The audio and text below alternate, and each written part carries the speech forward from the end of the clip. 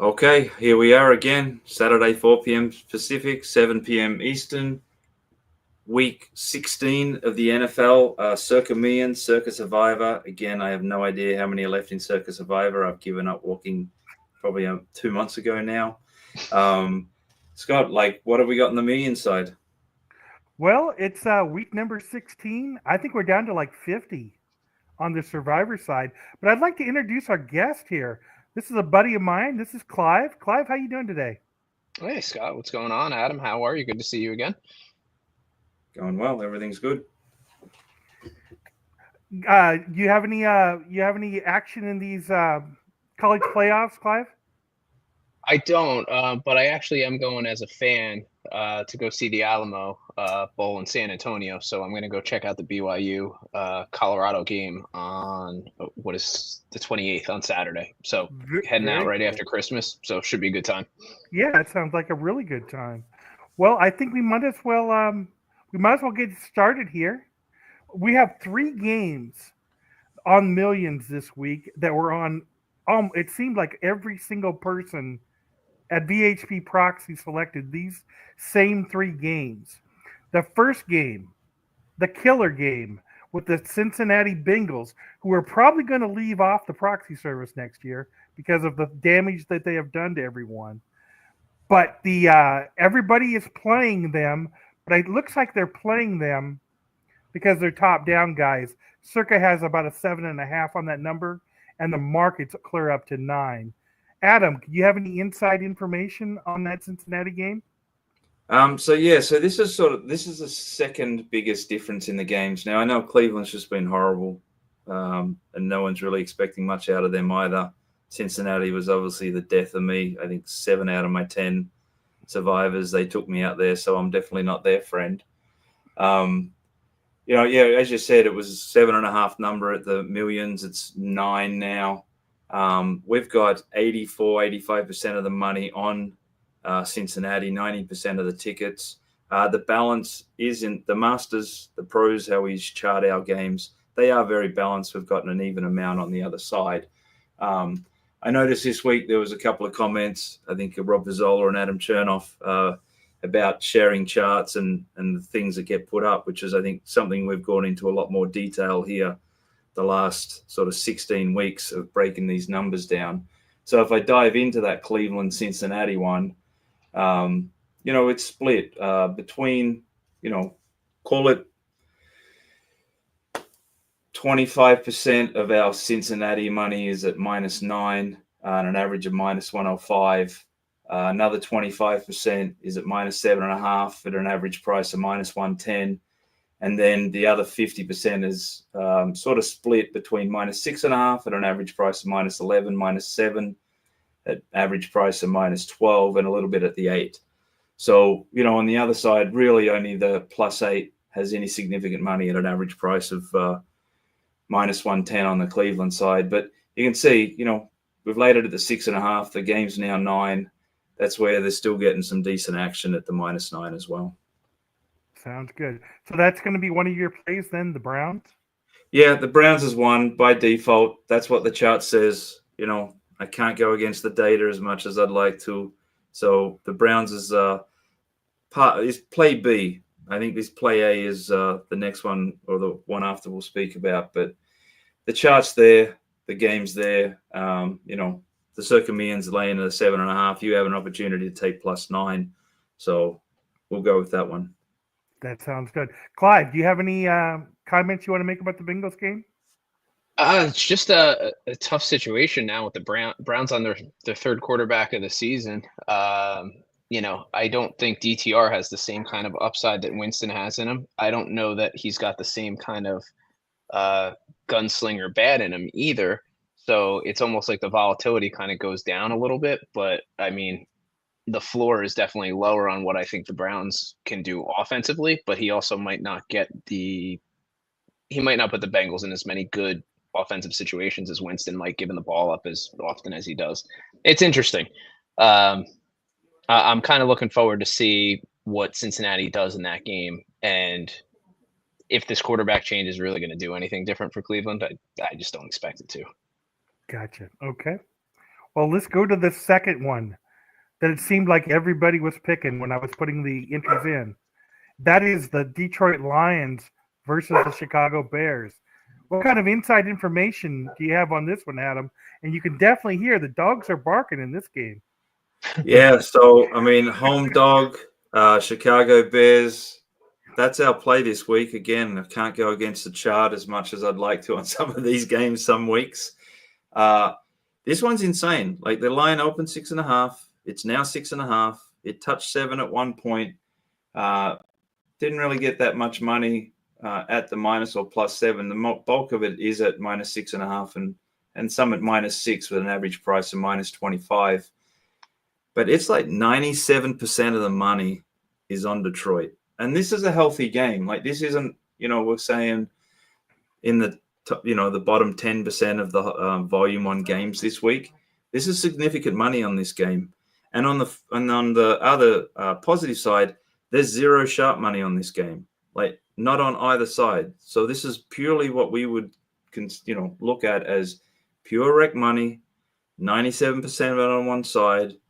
I don't know if they just expect Detroit to bounce back this week and, Chicago's just not showing up. But yeah, when I looked at the chart, when I sort of, after the heavyweight fight earlier, this like last week, like the Saints, this just jumped out. There's no going against this one. So, the play of the week is going to be Chicago at home, almost plus a touchdown. You may actually get to 7 because you're +6.5, -04, leaning on the favorite side.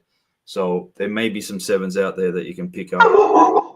How much of it do you think, Adam, has to do with the injury report that the Lions are dealing with, and then the Bears have some uncertainty kind of at the offensive line spot too? Well, again, looking at the betting of this game, the way that it's really not been touched, the lines haven't moved. It seems like everyone's terrified of it and have no idea what's actually going on in the game. We may see some movement tomorrow morning when, there's some solidity to the information or the news. But yeah, right now it's not being touched for the most part, but there's a lot of money on Detroit this week. Well, I've asked you this question privately, I think a half a dozen times. I'm going to ask it to you publicly now. I just bought a casino and you're my head trader. And you come to my office and you say 97% of the money is on one side. I'm going to say, Adam, what the hell are you doing? And I'm going to turn around and just say, let it ride. Well, am I hearing right that there's basically no respected money that you want to kind of move off of? Yep. Like that's really how I'm reading it.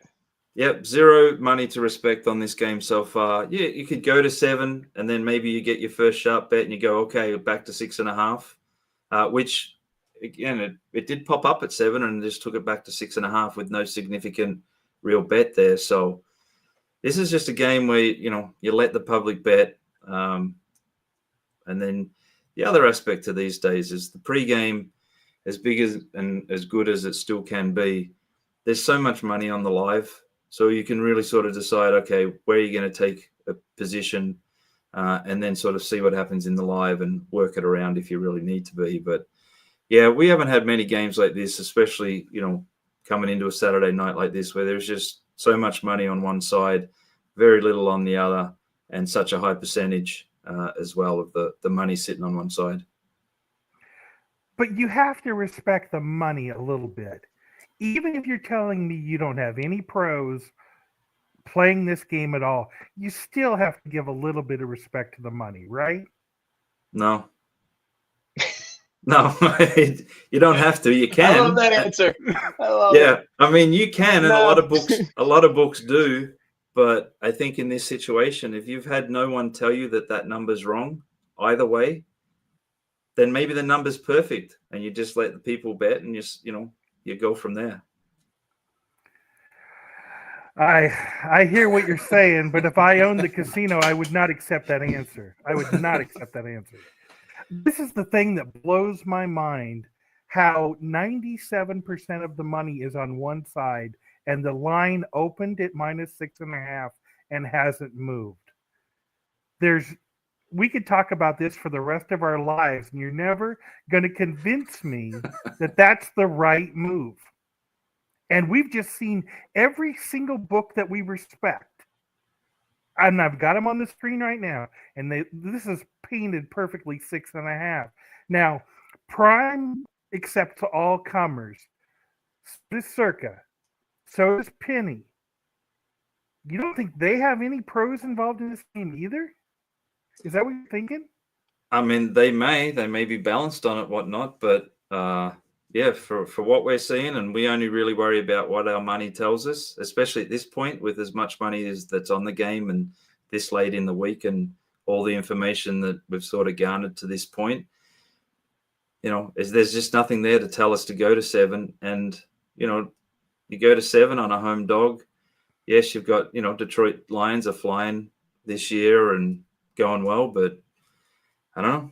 Right now, that's where it is, and that looks like it's where it'll stay. But as I said, you're looking there plus 6.5, plus 0.1 at Penny. So, you can probably get 7 at, I don't know what they're charging there, like minus 12 or 13 or something like that, which why not take the extra point, have the touchdown covered? But you're covering overtime there as well. So you're all right if you get to overtime and have what happened to us a few weeks ago with the Jets Miami and pushing that flat 6. So I don't know if you need the 7. Just keep the 6.5 and ride it out.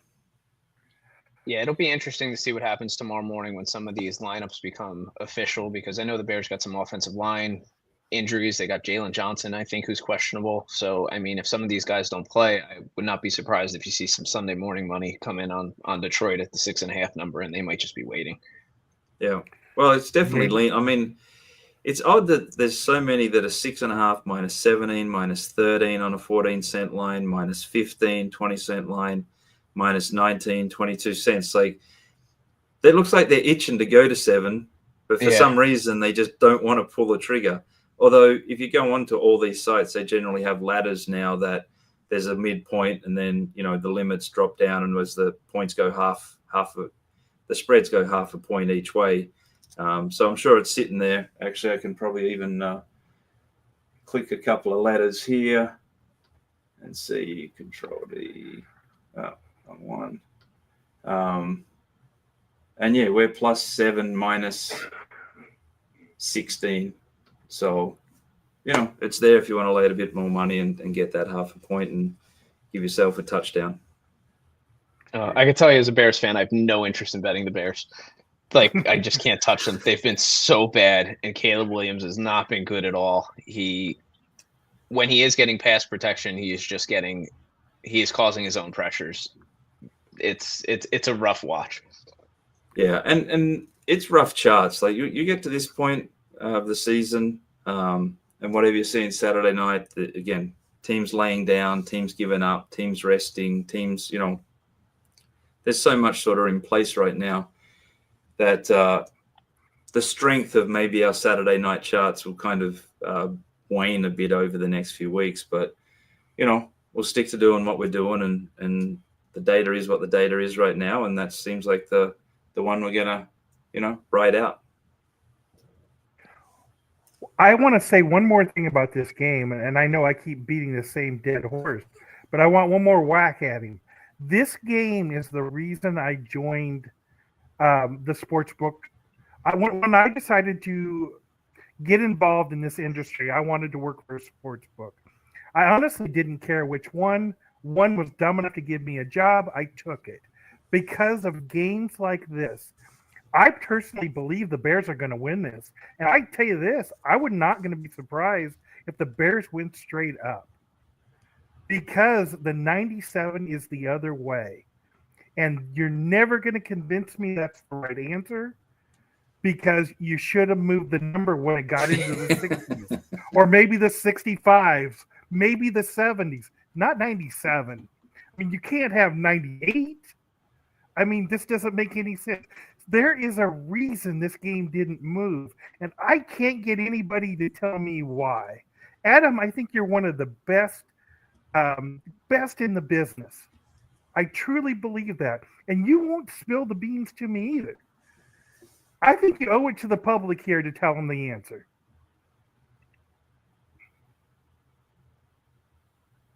The I'm number's hearing there. Come nothing. get a bet. All right, I surrender. I surrender on the Lions, but I'll tell you this. I'm betting my money on the Bears in the morning. I'm going to watch that line in the morning. If anybody's dumb enough to put up +7, I'm going to hammer it. So that's where my money's going. Let's talk about this last game. This is Gary V's team. This is the Jets taking on the Rams. This one was all over the cards last night when I was entering them too. These three were on so many of the tickets, it was almost scary. It was like people were copying off each other. Why don't you talk to me a little bit about the Jets game? Because they want the Jets in this particular case at the +3. Yeah, so we're going to need the Jets as well, the way it's sitting right now. It looks about 64% of the money is on the Rams. It's about 70% of the tickets. Significantly, again, 90% of the sharp money is on the Jets. So this is one of those ones that we're really looking for the rec and the pros on the opposite sides to give us some strength to sticking to our number and what it is. If I dive into the numbers, the Rams, we're looking at 98% of the money that is on the Rams is at the -3. On the flip side, we've got 75% of the money is +3, average price of -0.02 on the Jets, and about the other 25% is at the +3.5 and an average price of -117. So right now, this is the kind of game. The pros are heavy on the Jets, the Recs are heavy on the Rams, Circa Million guys are heavy on the Jets, so it looks like we'll be riding the Jets tomorrow. It's not quite big enough to say, this is a standout game and that, because it's still early. It is the highest bet game, so there is significant volume on this one. But yeah, right now it's looking like we're riding the Jets. Clive, you see anything in this game? So Rob Zola and I were talking about this a little bit on Forward Progress last Sunday night when we were doing our look aheads and the watch along.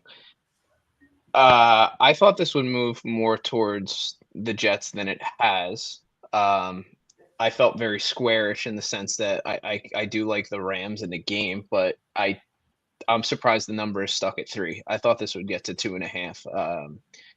Just based on regular market ratings where those two teams have been valued all year. So I'm really just surprised that it's only at circa 3 -15.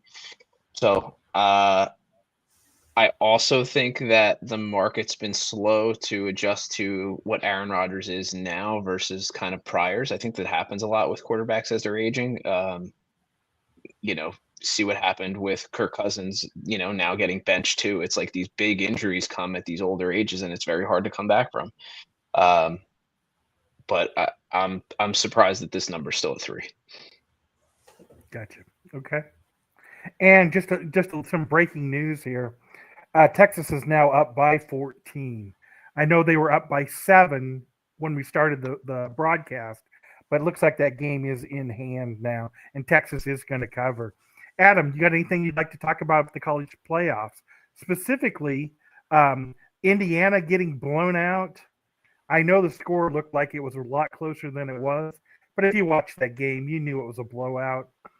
Penn State winning. Looks like Texas is going to cover here. So we got one big game left tonight, and probably the biggest of them all, Tennessee taking on Ohio State. You have any kind of big action on any of those games? So yeah, I was looking at the Ohio State one. We are very, very heavy on Ohio State. It looks like a bit over 70% of the money is on them. I was on with the book and the Bostonian early in the week, and we're talking about what expectations were Saturday when you have college games, NFL games. I mean, today was just a mecca of sports. And looking at each of the games and the volume held, the NFL still did hold more. Right now with Pittsburgh, Baltimore, it's about 25% more handle than Texas and Clemson. And the earlier games as well, it looked like the NFL wrote a little bit more business than the college. But obviously, again, these playoffs are just adding more games to the schedule, and the volume significant on all of them. Really good volume to date, even last night's game. So yeah, it's been interesting. But yeah, right now if this was one of our Saturday night NFL games, we'd be pushing to cheer on Tennessee and take some of that 7.5 right now. So it's a significant lean. Adam, what's it done for your futures money, like the expanded college playoffs? I mean, it's definitely opened up more big dogs getting bet. You know, there's a lot of times where there's just teams that are out of it. This time there was teams that you were laying that were on the fringe that would have never got bets before, because once you had sort of 6 to 8 teams, now you're sort of at 20 teams, which gives some bigger prices and opportunity to draw in those futures. College futures aren't necessarily a big thing bet, but yeah, there was definitely more written this year than previous years with the way it was structured. Very good. Very good. All right. I think that's about all that we're going to cover this week. Clive, you did mention Forward Progress. I got to say the Hammer Network is great. I really enjoyed my time when I got to be on Circles Off. Rob's a great guy, and I got to talk to him, multiple times at Bet Bash. But you get to talk to him every week on Forward Progress, so that's very cool. Yeah, Rob's a great guy. We've been doing the show now. I think this is our third full season of Sunday watch-alongs and look-ahead lines, and it's been a lot of fun too, having a lot of people in the comments and chat. It's like a little community that's growing. So really, really happy with it. Really enjoy doing that show too. Very good, very good. You want to tell people how they can reach you if they want to get a hold of you? So yeah, I mean, DMs are always open on Twitter. Clive Bixby 41. You could reach me there. Forward Progress channel on YouTube for anybody who wants to watch, the watch-alongs on Sunday night. For the ones that I'm on, sometimes I'm on the Thursdays and the Monday night NFL watch-alongs too. But yeah, I mean, check it out. Reach out to me at any time, and had a good time doing this too. It was real interesting to hear some of the Circa stuff. Yeah, and I appreciate that Adam's willing to give us the inside look on those numbers, even though I didn't get a really good answer on the Detroit game. I've been trying for almost 2 years to get that answer, so that doesn't surprise me. Adam, is there anything you want to plug? No, again, we're nearing the end of the season. For everyone, enjoy the holiday next week. Big day, Christmas Day, whatnot. And yeah, we'll be here again next week, and all the best. Yeah, we've only got a couple more weeks of this contest, so it's going to be winding up fairly quickly here. Again, my name is Scott. I'm Vegas Horse Pools. If you need to reach me, you can reach me via DM. My DMs are open. If you have any questions about Spank Odds, you can send me a message there at Spank Odds on Twitter. I want to thank everybody for watching this week. Hope your team wins tomorrow, specifically the Bears. Everybody have a good night. Thanks for joining. Well.